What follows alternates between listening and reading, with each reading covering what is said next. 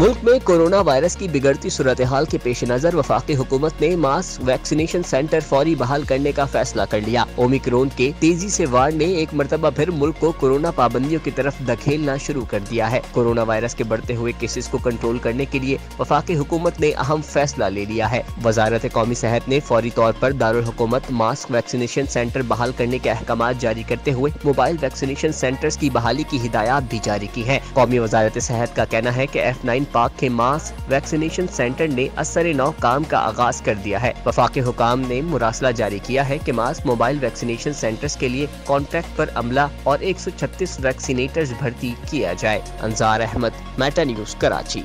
Meta news की videos देखने के लिए मेटा न्यूज यूट्यूब चैनल को सब्सक्राइब करें और फेसबुक पेज को फॉलो करें ताकि आप आने वाली वीडियोस से बाखबर रह सकें।